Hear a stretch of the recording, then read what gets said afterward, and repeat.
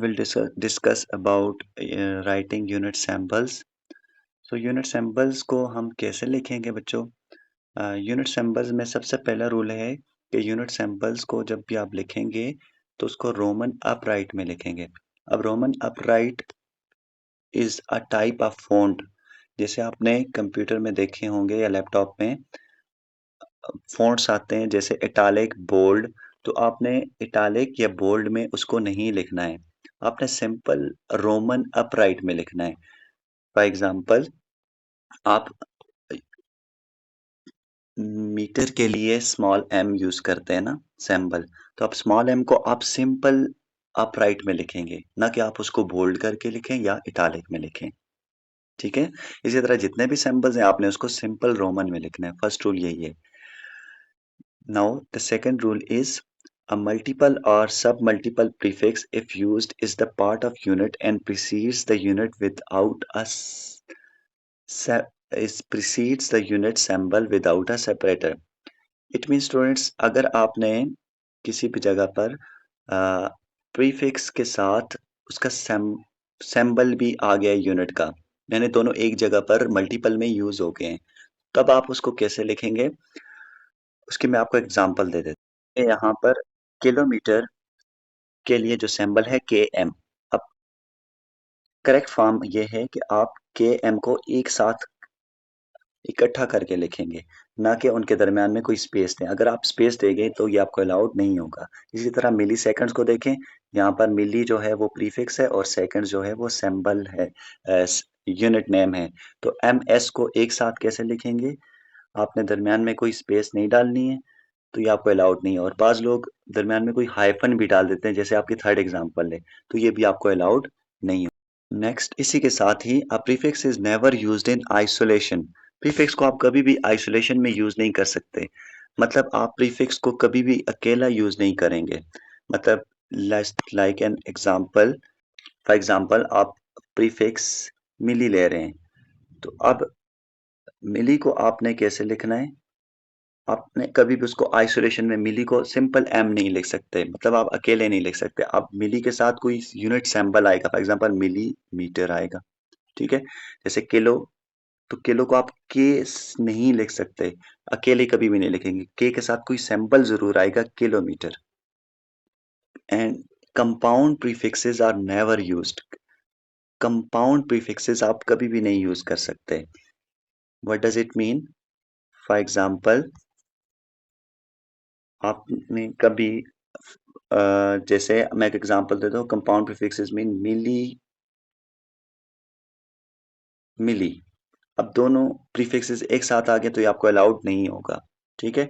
अब मिली और मिली की वैल्यू होती है 10⁻³ और दूसरे मिली की भी 10⁻³ तो 10⁻³ और 10⁻³ 10⁻⁻6 बन जाता है। तो इसके लिए आपके पास ऑलरेडी प्रीफिक्स है ना, विच इज माइक्रो। तो आप बजाय डबल प्रीफिक्स लिखें, आप सिंपल सिंगल प्रीफिक्स यूज करेंगे। ठीक है। इस तरह एक और एग्जांपल ले लेते हैं। जैसे आप माइक्रो, माइक्रो एक साथ नहीं लिख सकते। Micro, micro. अब माइक्रो, माइक्रो एक साथ लिखेंगे तो इट मीन माइक्रो की वैल्यू 10⁻⁻6 और दूसरे माइक्रो भी 10⁻⁻6।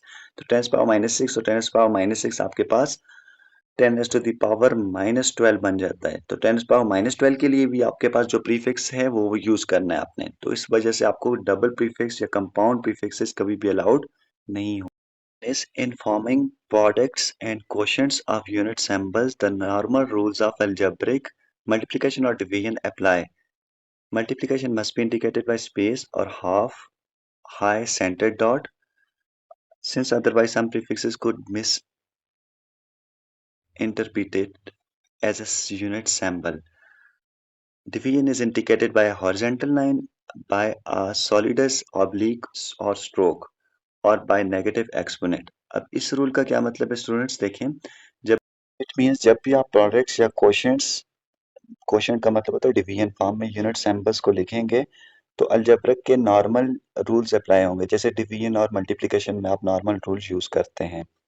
आप मल्टीप्लिकेशन जब भी करेंगे तो उसको इंडिकेट करेंगे स्पेस के जरिए या हाफ हाई सेंटर डॉट के जरिए। फॉर एग्जांपल जैसा कि एक्स यूनिट सैंपल आ जाता है न्यूटन और सेकंड। अब न्यूटन सेकंड, अब दोनों सैंपल्स एक साथ आ गए, तो अब आपने इसके लिए नॉर्मल मल्टीप्लिकेशन रूल अप्लाई करना। देखिए इनके दरमियान में अब आपने स्पेस देनी है। पिछला जो रूल था वो प्रीफिक्सेस के लिए था, जब प्रीफिक्सेस और सैंपल्स एक साथ आ जाएं तो उनके दरमियान में आपने कोई स्पेस नहीं देनी। लेकिन जब यूनिट सैंपल्स दो एक साथ आ जाएं तो पहले यूनिट सैंपल को आप यूं लिखेंगे एन, और मल्टीप्लिकेशन के लिए जैसे रूल आप अप्लाई करते हैं तो दरमियान में स्पेस डालेंगे, फिर आगे एस लिखेंगे। ये करेक्ट रूल है।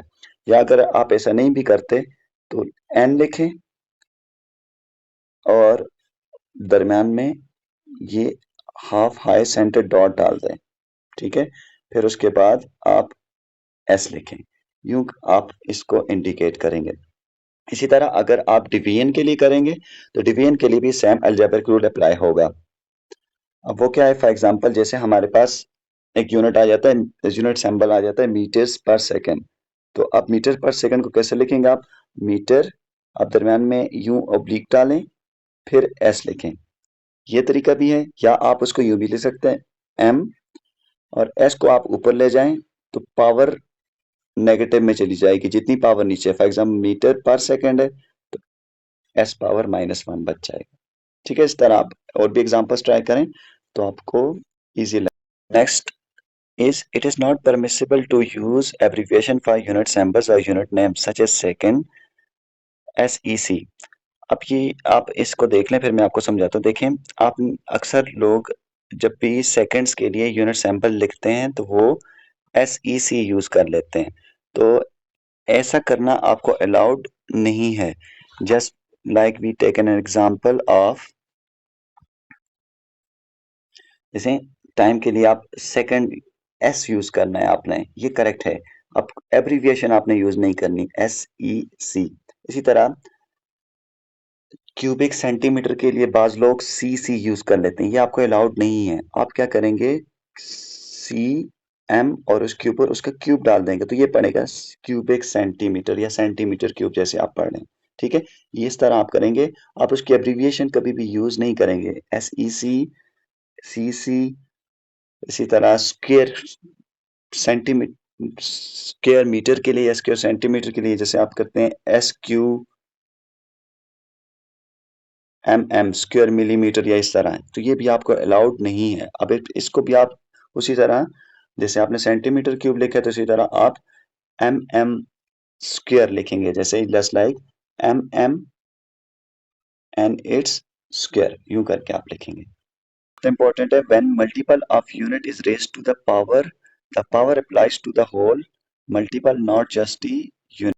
नेक्स्ट रूल ये कह रहा है कि जब भी आपके पास प्रीफिक्स और यूनिट सैंपल एक साथ आ जाएं और उस पर पावर भी रेज हुई हो तो उसको आप कैसे सॉल्व करेंगे। जैसे पहली एग्जांपल देखें, किलोमीटर स्क्वायर। अब इसमें अगर इस एग्जांपल के मुताबिक सॉल्व करें तो ये कैसे सॉल्व होगा, एक मिनट में इसको रेज कर लेता हूँ। देखिए जरा, यहाँ पर इसको सॉल्व करें तो किलो की वैल्यू होती है 10⁻³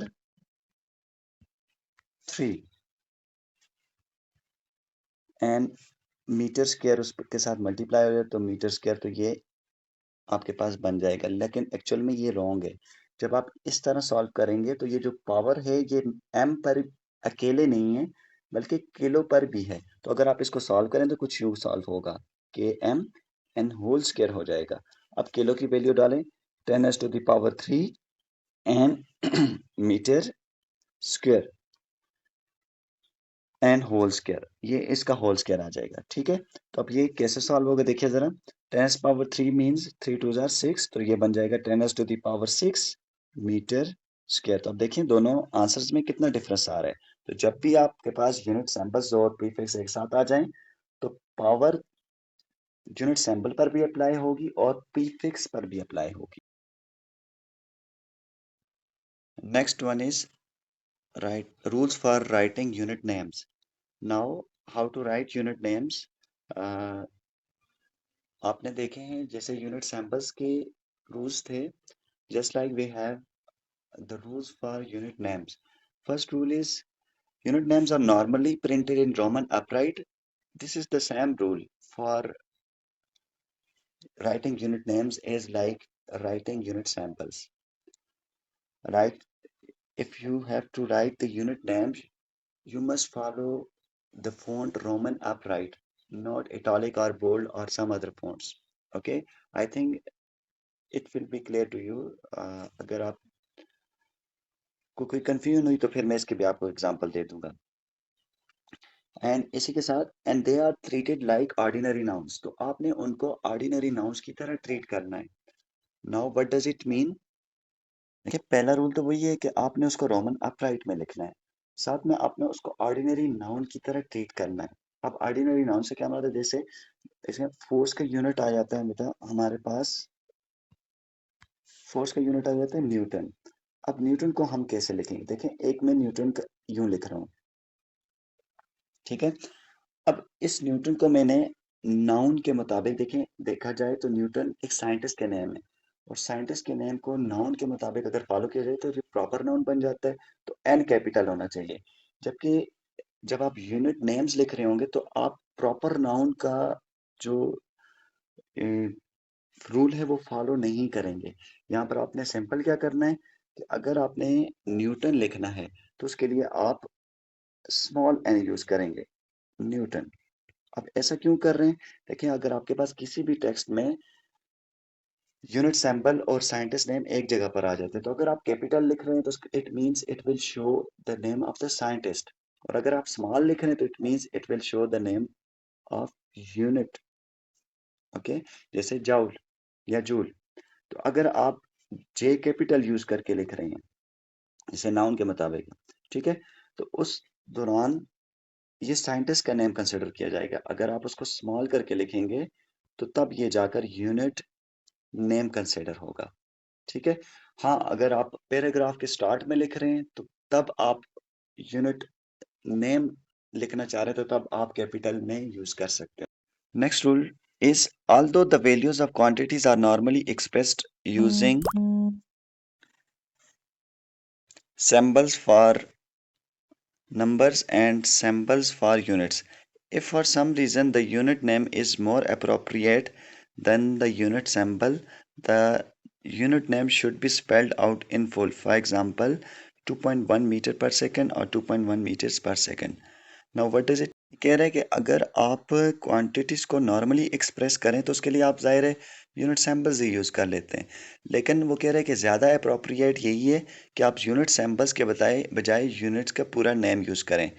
जैसे एग्जांपल के मीटर, मीटर पर सेकेंड, तो अब देखें आप इसको कैसे ले, एक तो आप डायरेक्टली इसका सैम्पल यूज़ कर सकते हैं, लेकिन ज़्यादा बेहतर यही है कि आप इसको यूं पूरा लिखें, मीटर्स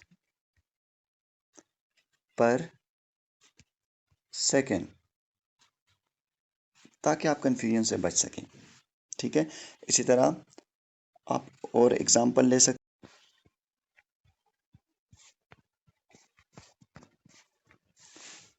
किलोग्राम्स।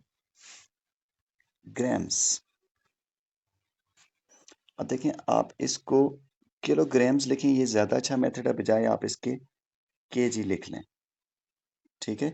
इस तरह न्यूटन एन, अब आप इसको यूं लिखें न्यूटन्स, तो ये ज़्यादा अच्छा मेथड है। Next one is when the name of unit is combined with the name of multiple और सब multiple prefix, no space or hyphen is used between the prefix name and unit name. The combination of prefix name plus unit name is a single word. For example, milligram. अब इसमें ये कह रहा है कि जब भी आप यूनिट नेम और प्रीफिक्स नेम एक साथ लिखेंगे, अभी सिंबल्स की बात नहीं हो रही, नेम्स की बात हो रही है, तो उनके दरमियान में आपने कोई स्पेस या हाइफन जो है वो आपने नहीं डालना है। जैसे मिलीग्राम, अब मिलीग्राम को आप सिंगल वर्ड ट्रीट करेंगे, उसके दरमियान में मिली के बाद स्पेस और फिर ग्राम डालकर आपने कभी भी इसको यूज़ नहीं करना है, इनको एक सिंगल वर्ड। जैसे किलो पास्कल, तो किलो पास्कल को आप एक सिंगल वर्ड ट्रीट करके लिखेंगे, ना कि दरमियान में स्पेस या कोई हाइफन डालेंगे। तो ये थे यूनिट नेम्स और सैम्बल्स के रूल्स। तो अगर आपको कोई क्वेश्चन हो या कोई आ, आपको कन्फ्यूजन हो तो आप मुझसे पूछ सकते हैं। इसके अलावा अगर कोई भी बात समझ ना आई हो तो फिर इंशाल्लाह हम इसको क्लास में डिस्कस कर लेंगे। ओके, थैंक यू, अल्लाह हाफ़िज़।